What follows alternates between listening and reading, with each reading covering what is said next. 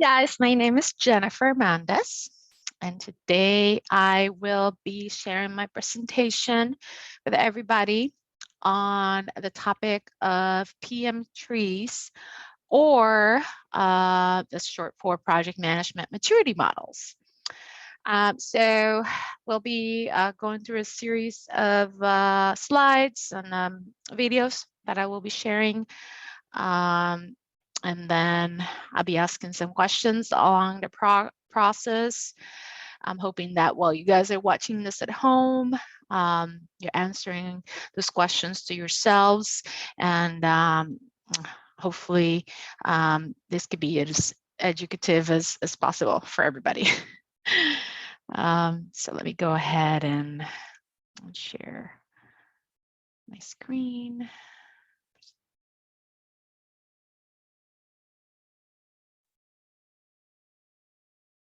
All right. Okay, so today's agenda. So we'll be covering what is PM3s, right? What are project management maturity models? Why do we need them? Then we're going to talk briefly about the benefits of these project management maturity models. Following up with some common types, more commonly used types. There's about 5 of them that are the most common. We're going to be going into detail in regards to 3 of them. But just so you guys know, there's probably over 30 of them out there in the industry. Some of them more widely used than others. And then we're going to be finishing up with a summary and questions.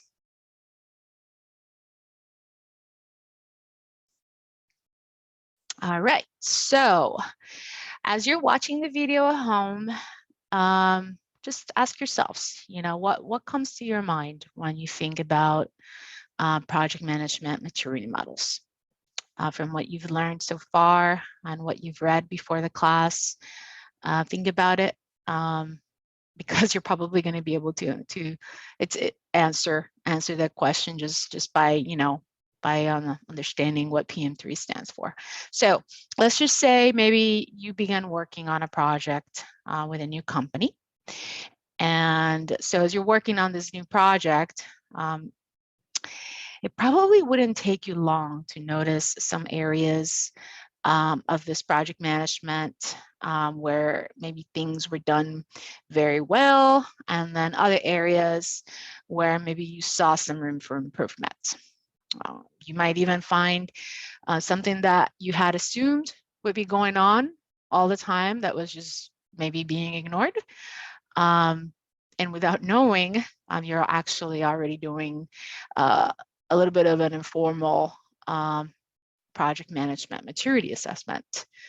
And these we're going to call them PM3s just to shorten it a little bit, but just so you know, PM3s is short for project management maturity models. So they usually provide companies, PMOs, more often, mechanism that helps them assess the existing capabilities of an organization by helping them measure what their current maturity level is as it relates to project management, and providing options for how they can improve and maybe grow from a lower maturity to a higher maturity.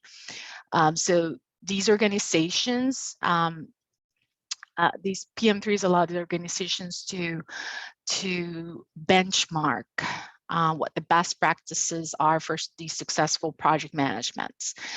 So when they're benchmarking, they're usually comparing their processes to other products, services, or processes that other organizations that are known to be leaders on the field are doing, and they're comparing themselves to those companies. In more recent times, so PM3 started with more of a software with the software industry as a background.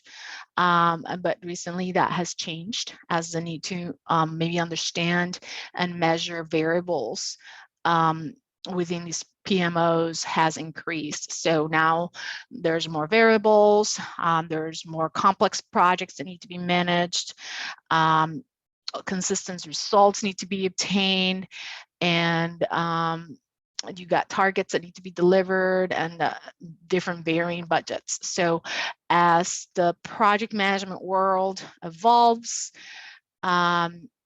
you know, this firms are starting to go through these similar step-to-steps processes in order to improve their techniques over time.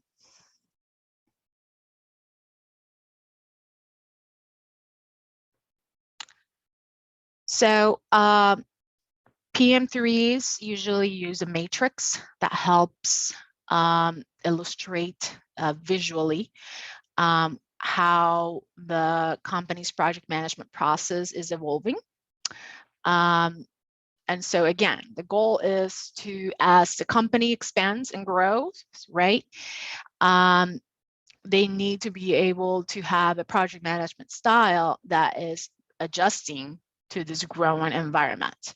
So the idea is to use these maturity models to help the organization grow intentionally instead of at random. So the goal is for when a company grows, it grows with purpose. And so this pyramid, it's just one of the generic models that is utilized that basically shows the 3 levels, starting from low maturity, growing into moderate and high maturity. And at each level, it has a few qualities that describe what the company does and looks like, right? When they're in low maturity, there's no common language, just little support, the processes are not developed yet. And as they grow into moderate and higher maturity, they start finding their processes a little bit better. They start implementing more training programs, and eventually they evolve to a higher maturity level where there is continuous improvement, and all the processes are already implemented. So some of the benefits of project management maturity models include that it encourages scalability. So it helps these companies analyze what the current project management processes are, and it helps them create that foundation that they need for growth. So they do this by making sure that they establish clear processes that help give the team that framework that they need to grow and develop. So as the team begins to grow, PM3s help them throughout that process to reevaluate whether their management style is working for the current size that they have, and whether it's going to continue to work as they grow and develop further. Another advantage is that it also minimizes miscommunication, right? So when you have a platform, when you have an organization that has standards for project management, everybody on the team is on the same page. Everybody has the same tools, everybody has the same language that they need to communicate. And when everything is standardized, instead of people using their own processes, doing their own thing, and answering their own questions, everybody knows where to go. Everybody knows where the documents are. Everybody knows where to find the answers, and everybody knows where to get information that they need. So you avoid missing information, missing files, and missing documents. And finally, another benefit of project management maturity models is that it helps increase business performance. When your team has these standardized structures that they use to help manage their work, they don't have to worry about how to communicate as much. They can just put their focus on all those things that are important and doing the work. So there's a shift of focus to more meaningful work that is going to help them chase down those targets and what the business goals are. All right, so now I want to show you guys a brief video. It's about 3 minutes.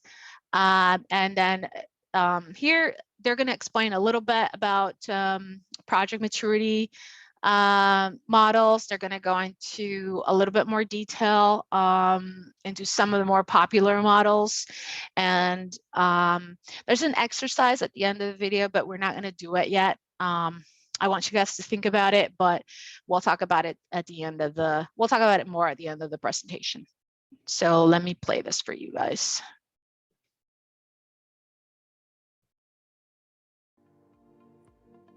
Welcome. So today we're going to talk about project management maturity models. And these are ways that we can actually evaluate maybe our project management practices to another firm's project management practices, or even between project to project internally for looking at benchmarking and seeing how are we doing? Are we doing the best practices? How do we know? And what are some standards out there?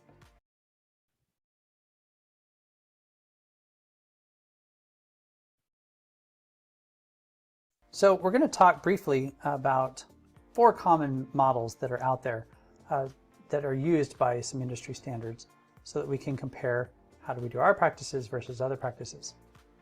Now, the way we compare these is relatively on a scale of 0 to 3. So really 0 meaning that there is no practice whatsoever, then there's low maturity at 1, medium maturity at 2, and then high maturity at 3.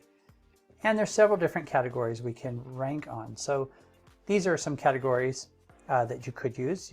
Sometimes these are modified. So you notice we have things on coaching, auditing, and evaluation, our portfolio management, control practices, communication between projects, personal development, stakeholder management, how accurate are we at our scheduling, and do we have structural support to actually manage projects.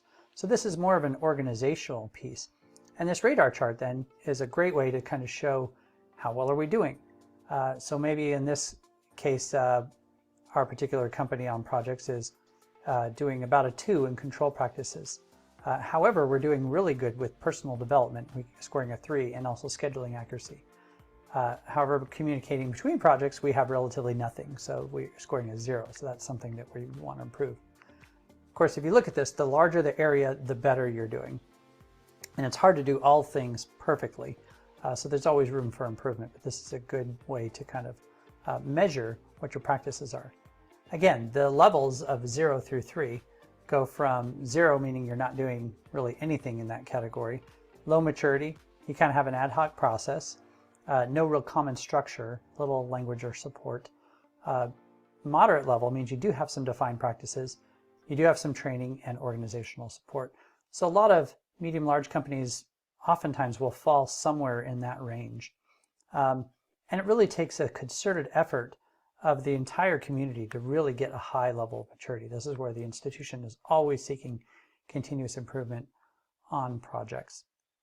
So let's look at those 4 models now. I just put the first letters on these, so maybe it might be a little bit easier to remember CKES. So you can use a mnemonic for that.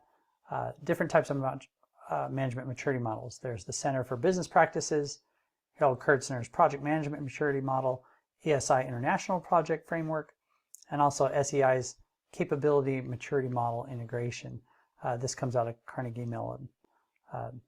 And if we look at these, they all have pretty much 5 levels of best business practices. So we could make a radar chart instead of 0 to 3. We could make one of those from 1 to 5. And then you could actually implement directly measures of these business practices on different skills. So here, their level 1 is you have some initial phase. Without understanding what they're doing, that really doesn't tell you a lot of information intuitively. Just saying initial phase, meaning they're just starting project management. Structure process standards, level 2. Institutionalized project management, level 3. Managed and optimizing. Again, some of those words don't quite tell you exactly what they are. You'll have to read a little bit more on that from Center for Business to find out what those different levels entail. Kurtzner's model, a little bit different. They basically say, first of all, you have a common language that's been adopted. then common processes that have adopted level 2, singular methodology, benchmarking, and then continuous improvement. So that one seems to flow a little bit better. ESI International's project framework, you start with maybe you just have an ad hoc process. You're just kind of making it up as you go along. Level 2 is where you've got a consistent process for managing projects. Then level 3 is you've really integrated it within your structures. Comprehensive then is another level, and then you're optimizing that comprehensive. So I like this one a little bit better because it seems to be a more natural tier of progression of more levels of sophistication, particularly for complex projects. And then of course we have the SEI version. And again, these are all just different models. They're not the only models, but they're the 4 big ones that are used oftentimes. So there's initial use of project management, managed. Again, that term for me doesn't work real well for me. It's like, what do you really mean by that? Defined is level 3, quantitative management level 4, and optimizing level 5. So what I'd like you to do is take a moment, if you can, with a partner.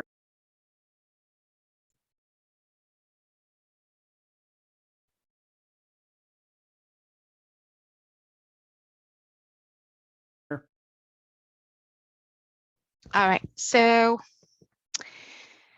I like that video because it shows a little bit more in detail what the PM3s are and different types, as well as levels within each one. So we're going to be going a little bit into what the more commonly used PM3s are, and we're going to be doing a brief description of the 3 more popular ones with their respective levels of maturity. So just so you guys know, there are many maturity models out there, right? There's probably over 35 of them that are being currently used. In general, there is not one that is best, but we usually look at which one is more appropriate for the type of business that you're running. So a good start is usually getting companies to even apply a maturity, a PM3, right? A lot of times companies don't even use them. So just getting them to start using one to track their maturity is in itself a little bit of a challenge and quite an accomplishment once you get them to do so. So usually businesses that have poor project management performance are more likely to experience financial loss, failed projects, and this is all due to increased costs, due to wasted time, wasted effort, and low quality outputs. So if someone is looking at ways to improve their business process, it may be helpful to maybe have an assessment of what the current level of project management maturity is, and find ways to move along to the higher stages. So here you go. Some of the more widely used models are, like, as it was mentioned in the video, the Center for Business Practices, the Capability Maturity Model Integration, Organizational Project Management Maturity Models, or OPM3s, Kirshner's Project Maturity Model, and ESI, International Project Network. So we'll go into more detail with CMMIs, OMP3s, and Kirshner's model, which is from what the research I've done, there are the 3 that are more widely used. So starting with the Capability Maturity Model Integration, or CMMI, it was created in the mid-1980s as more of a framework that was initially intended to help the government assess software contractors. So they needed a tool that was going to help them figure out who would be best capable of delivering complex software projects as a grading mechanism, right? So they used CMMI was originally created to help them do these assessments. So originally it was the Capability Maturity Model, and it was based on assessments of the standard practices of each company and what they were doing currently and what their current software products were. The model then was adapted, right? And so now as project management has evolved, PMOs have evolved, and projects become even more complex. Now it has been adapted to be able to fit a broader range of industries. So these, within this broader range, they focus on industries with multiple functions, and there are a number of maturity modules that have to be developed over the years. So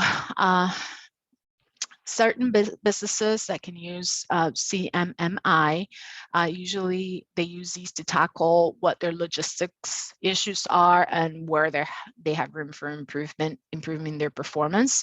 They like to, like mentioned before, they like to develop measurable benchmarks to compare with competitors and create a structure that encourages productivity, efficiency, and also organization within their groups. The capability maturity model also combines multiple business maturity modules into one framework. So in its first iteration, when it started more of as a software model, it was tailored strictly for that. But the following versions became more abstract and generalized. And now it's gotten to the point where it allows it allows it to be applied to hardware, software, and also service industries and developments across all different types of industries. So the ultimate goal is to make sure that you're encouraging businesses to focus on the quality of their product versus quantity, and to do so by establishing these benchmarks for vetting all the vendors and suppliers, identifying and resolving process issues, and also minimizing risks as they build a corporate culture that will support this model. So, and as you can see, the model focuses on what needs to be done rather than how it should be done. It encourages productive, efficient behaviors, and as it decreases risk, and then also promotes a streamlined process improvement. Some of the levels of maturity in CMMI, there's 5 of them. So, well, really there's 6 because we started at 0. Then we progressed to 1, 2, 3, 4, and 5. But really 0 is like, it's just baseline. 0 is incomplete. At this stage, work may or may not get completed.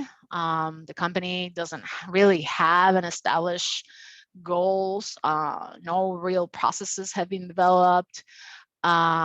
Or maybe if there are, they're at best partially formed, but they still don't meet, what the organization's needs are. So maturity level 0 is just negative. We don't really want to be there. Initial, which is maturity level 1, that's initial level. So at this stage of the process, it's very unpredictable. The company is more reactive than proactive, so work tends to get completed, but for the most part, it's usually delayed or over budget. It's really, other than level 0, it's really the worst stage that a business can find itself in, mainly because of the unpredictable environment, the high risk, and the inefficiency that costs them money, right? And also cost projects because they often fail at this point. Once they get through the initial phase and they move to level 2, which is the managed level, at this level, there's a little bit of project management that has been achieved. You're going to start seeing projects that are more planned, a little bit measured, and a little bit more controlled, but there's still a lot of issues that need to be addressed. So we start seeing some improvement at the managed level. Once the organization reaches level 3 or defined level, so at this stage, you start seeing organizations become more proactive and less reactive. So they start anticipating risk and issues and reacting less to them. They start putting less fires on off. So it's a little bit of a better level to be in.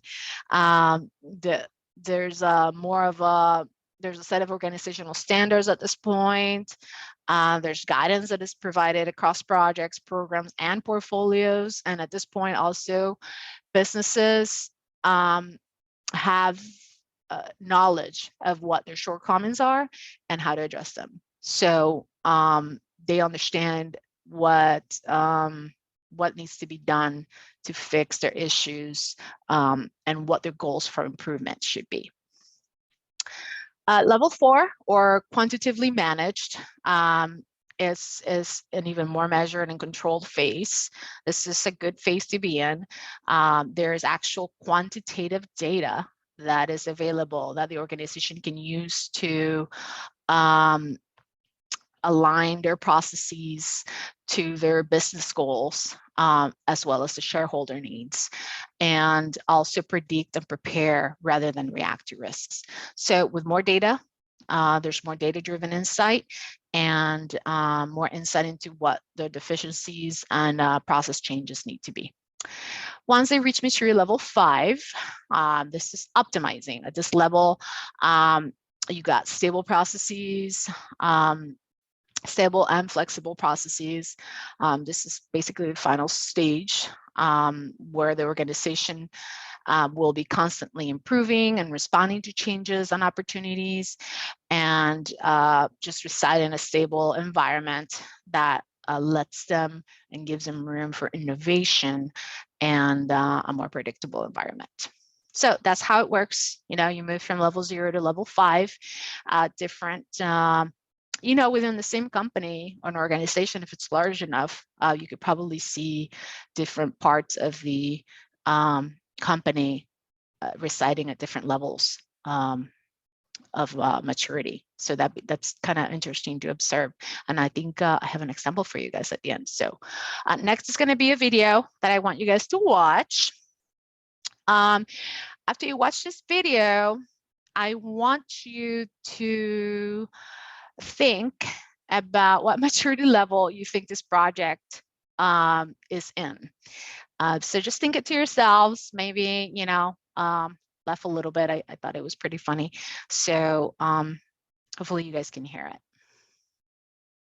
If you can't hear these videos, I'm going to send the links to with the main presentation to the professors. So when you get to this point on the slide, you can temporarily pause this video and then play the YouTube video. I'll cut to the chase. The Air Force believes there's an application for this technology, and we're interested in funding your research. Well, thanks, but you should know we're a little concerned about this being used in weapons. Oh, well, let me put your mind at ease. What we use it for is none of your business. I don't know how I feel about this. Look, guys, it's just a guidance system. It's not like you're handing us the Death Star from Star Trek.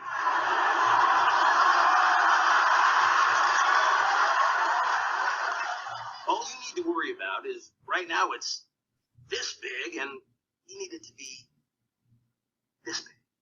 That's a lot less big. Yes, it's this much less big. I'm not even sure that's possible. Well, I ran it by some colleagues at MIT, and they thought they could get it done in 4 months. 4 months? Yeah, we'll do it in 2. Hi, I'm Dr. Sheldon Cooper. I'm the actual brains behind this project. Also, engineers aren't real scientists. MIT is a trade school, and the Death Star is from Star Wars, not Star Trek. But otherwise, thank you for your service. It's pretty late. I I've got time to run some more simulations on the cooling system? Sure, it's still figuring out the thermoacoustic expander. While you do that, I am going to pump cerebral spinal fluid through my brain cells to remove the metabolic byproducts of the day's thoughts. What? It's called sleep, and it's my bedtime. Nighty-night, y'all. But hey, you're not going anywhere. We only have 2 months to deliver this to the Air Force because of you. I know, I was there.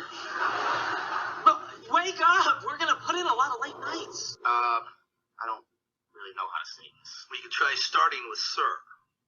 Right, sorry, sir. He said start with it, not end with it. Sir, we've hit a bit of a snag. We're already behind schedule. The computations required to overcome the deployability issues are more significant than we thought. I understand that we're under contract, and I don't know what the consequences of violating that are, but we're not going to be able to deliver in the time we promised.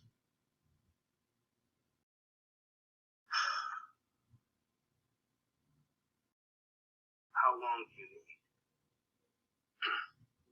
We're thinking 2 years. All right. That's it? You're okay with that? Well, you think you're the first government contractor who isn't going to deliver on time?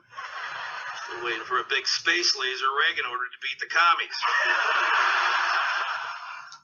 Thanks for understanding, sir. Yes, thank you so much. We really appreciate it. All right, pressure's off. Want to see a movie? Popcorn's on me. Okay, so what level of maturity do you guys think this project is in? So if you ask me, I would say maybe between 0 and 1. So very very basic, incomplete initial stages. These guys, they might know what they're doing, right? They're super smart, but they have no idea of what it takes to do what they need to do, the timing, the budget, the resource allocations, none of it. So I thought it was a cool example. All right, next model, we're going to be talking about Kerzner's maturity model. With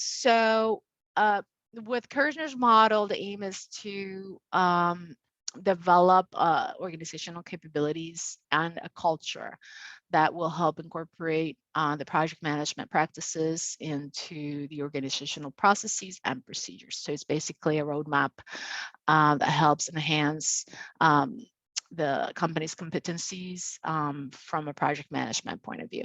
Some of the advantages of the Kerzner model is that it increases flexibility, and it can be pretty much implemented to any type of organizational structure. Also, it consists of organized steps by steps that maybe help that evolve a little bit, and that help evolve management planning. And also, it's pretty easy and effective to implement. So it's pretty practical. Some of the disadvantages is that it's the maturity level planning is a little bit late in the model, so it impairs a little bit the organization in several directions. Also is pretty generic, so that can be a little bit of a limitation to projects that maybe are a little bit more complex and strategic. And the maturity model is very helpful in basic strategic policy, so maybe not so useful for overall organization policy planning, more basic planning. Some of the maturity levels for Kerzner, they're pretty similar. For the most part, these have a lot in common. They go from low levels to higher levels where it's very disorganized to a little bit more organized. So we start at level 1 with Kerzner, where there's common language. So at this phase, you're just trying to understand terminologies. You're trying to get the group to implement the same speak, right? They want to be able to understand what each person is communicating and compile different strategic considerations with the information that is provided for further progress. At level 2, you're starting to develop common processes. So you go from developing common language, very basic, to common processes. So at this point, you're starting to define what your methodologies are going to be and what your management principles are going to be, and adapting them to what the organizational goals are. These processes are very basic. They involve some planning, some strategy, and then organization, and making sure that they always match what the organization needs. Level 3 is moving more towards singular methodologies. So you go from establishing, from having various methodologies, various processes, to combining them, combining all these corporate methodologies and converting into one singular one. So they usually recognize the benefits that can be achieved by combining them to a single methodology, because then everybody is consistently using the same thing over and over. There is no miscommunication. There is no message that is being lost. It's pretty much the same. Moving forward to benchmarking. So this helps them get a competitive advantage. They start comparing what their organizational environment is to what other competitors that are doing it well, what their environment is. And then at this level, they usually identify what those benchmarks are. At level 5, now they've reached the point where they have continuous improvement. So they've developed a process that works, that can continuously help them improve. They're constantly benchmarking and comparing to other industries competitively. And they're also calibrating all of their methodology and their information to help them make better decisions for the improvement of projects. So next, I have another video that I want to show you guys. Same as the first one. Just watch it. This one's a little shorter. Watch it and just think about, as you're watching it, think about what level these little teams are in. So which one of these 5 levels, each one of these little teams in the video are exhibiting.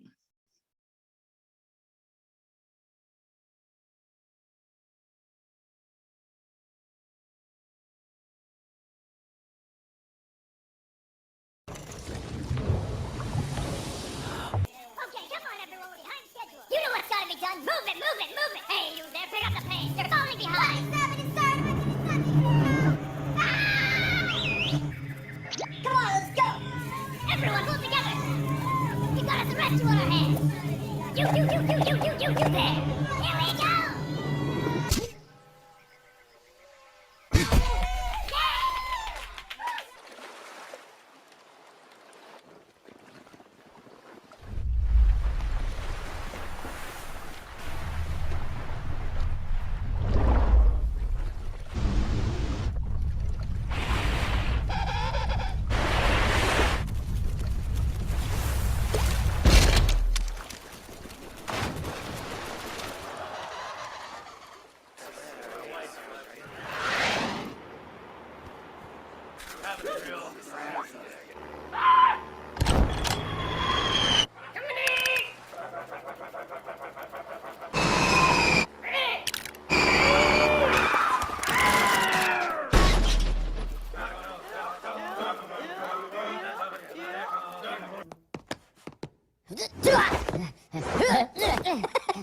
Narito na.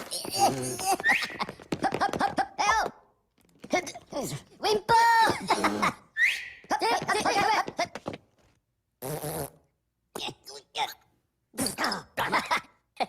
Okay, pivotara.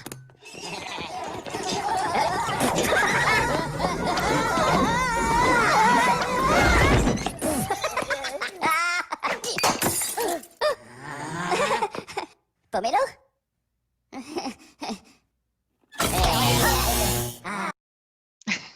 right? And so, so what do you guys think? What levels do you think these little teams are showing? So to me, from what I saw, they're exhibiting both common processes and then singular methodology. So as the little ants start, they all are they're all following the methodologies. They're all doing their processes, but then once they see the threat, they all get together and they have one singular methodology that everybody uses and incorporates to better the team. And so that's how they're able to survive. Same thing with the penguins and the minions later on. So I thought that was funny. All right. Hold on one sec. What is this? Let's put it there. All right. So the next, the last model I want to discuss is the organizational project management maturity model, or OPM3. OPM3s allow the users to select different projects that are strategically beneficial to the organization, and it allows them to create a project environment that that can permanently be successful. So as with other methods, it doesn't really tell organizations specifically what users should do, but it instead gives them a set of guidelines that helps them optimize their project management. It includes over, I think it's over 600 of these guidelines that helps them with best practices as it relates to the project and portfolio management. And one of the advantages of this model is that it's scalable to the size and type of organization that's using it. Whether it's small, larger, it can be scaled. So usually the guidelines that it provides involve 3 key areas. One of them is knowledge. So with this key area, you want to understand what the best practices for the organizational project management is. It also has the assessment area, which you ask the question, how can the current capability of the organization be assessed, and how can organizations identify what the areas for improvement might be? And then also the improvement area, which identifies how to achieve a step-by-step improvement and performance on their completed assessments. So this is OPM3s. It was also, as you guys know, it was launched in 2003. And that's basically that for them. It also carries with them a set of maturity levels. And so when companies are applying this model, they initially should develop standardized processes in support of the best practices that apply to the organization's goals and objectives. And so it covers 3 different domains. So it covers the organization's projects, programs, and portfolios. And it measures maturity levels and the standardization, measurement, control, and continuous improvement. So as you guys can see, there's a trend, right? Continuous improvement, and is usually at the top. More towards the middle levels, you're going to see some type of measurement and control, and at the bottom level, you're usually going to see the maturity that as it relates to the need to come up with processes, the need to standardize processes, and you can see these across all the different models. So the 4 phases, as I mentioned, of implementation include standardization of the processes. Then you start measuring and quantifying. Once you got that under control, you start controlling the processes, and ultimately you start improving them. So the emphasis is on the assessment. Important, the emphasis is on the assessment and the continuous improvement by adopting best practices. That's with this OPM3. All right, so finally, I want you guys to practice at home. So this is an exercise that I want everybody to do. And so I want everybody to think of a project-oriented organization that you either work for, that you have worked in the past, or that you know. And I want you to think about which project management maturity model you think they use and what level of maturity they are exhibiting. So think about a company that you know, that you worked for. Think about which PM3 model they use, and what maturity level are they in. So answer that question, and then also just want to know what you guys' thought is in regards to from the methods, from the models that we've covered, which project management maturity model you think is best and why. So those are my two questions to end. And then, so I want to give you guys an example, right? So for me, I work for Next Era FP&L. And so it's a very large company. And so I've been part of different groups of the company as my career has developed. And I can tell you guys that I've been able to observe different maturity levels within the different groups. So some groups are more towards the defined stages, where they're still being a little bit more reactive, less proactive. I'm sorry, they're being more proactive, less reactive. They're starting to provide guidance across projects. They understand what the shortcomings are and how to address them, but they still need to improve. So that's the defined stage. Other parts of the company that I worked for are on the quantitatively managed portion, where they're starting to get data, right? So data helps you understand where you're lacking in your processes, what needs to be improved. It lets you measure it. It lets you understand risk and predict it rather than react to it. So I've been in parts of the company where it's a little bit more data driven, and also optimizing, so level 5. So this is a different level where we're constantly trying to innovate. We're constantly trying to come up with new ideas. No idea is a bad idea, right? You're trying to be the newest idea in the market, right? So there's a lot of organization. There's a lot of opportunities for change, but the organization is stable, right? Stable, and has a predictable environment, which allows it to be agile and innovative. So that's the practice.